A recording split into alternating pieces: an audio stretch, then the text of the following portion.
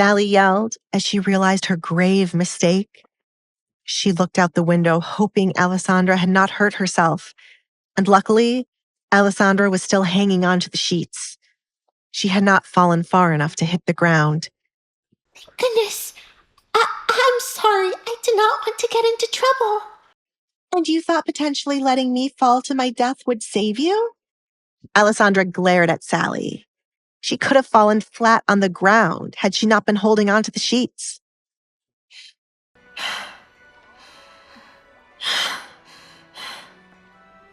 Alessandra took deep breaths to calm down her breathing. It was partially her fault for thinking Sally wouldn't get scared and try to open the door. Alessandra! Desmond exclaimed, entering the room in search of his daughter. Where is she?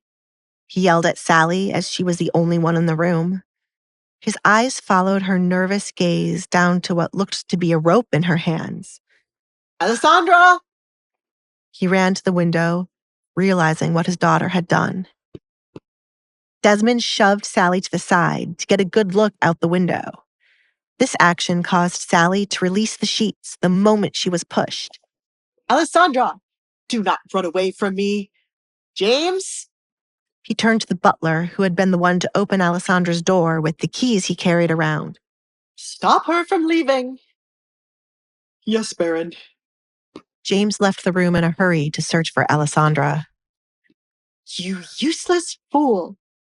Desmond raised his hand to slap Sally, but held himself back, since getting Alessandra was more important. Rowan was already here to collect Alessandra, and if she were to escape, Rowan would kill him on sight. I'll deal with you later. He gritted his teeth, leaving to find Alessandra. Meanwhile, Alessandra sat up from the ground after she made the decision to slide down the sheets, not caring if she might fall. Inevitably, she ended up colliding into a branch from the tree right outside her window, injuring her arm as she crashed against it when the sheets began to swing her around as she slid down. As fear took over her body, Alessandra was unaware of the pain in her arm or the pain coming from stepping on fallen twigs and rocks as she was barefoot. Her mask slipped off from her face, but like everything else, Alessandra paid no attention to it. Alessandra began to run towards the gates, as it would be her way of escaping her father.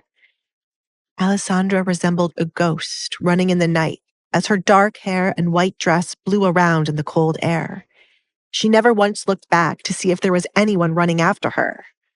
Alessandra only had her eyes set on the gate. My lady, please stop running. James called out to her from the front door when he spotted her running from the right side of the home towards the gates. Alessandra began to slow down when she stumbled across an unfamiliar carriage blocking her path to go towards the gates. She ran to her right to avoid whoever was in the carriage, since it might be the person her father wanted to marry her off to. Alessandra! Her father's yelling could be heard not too far behind her.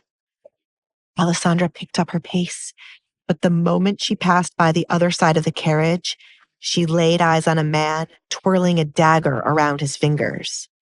He smiled when he looked up and saw her running past him. Where are you going, little one? Master won't be happy if you get away. Rowan began chasing after Alessandra. He knew he should not have trusted the Baron to bring his daughter quietly. Alessandra ran as fast as she could towards the gates.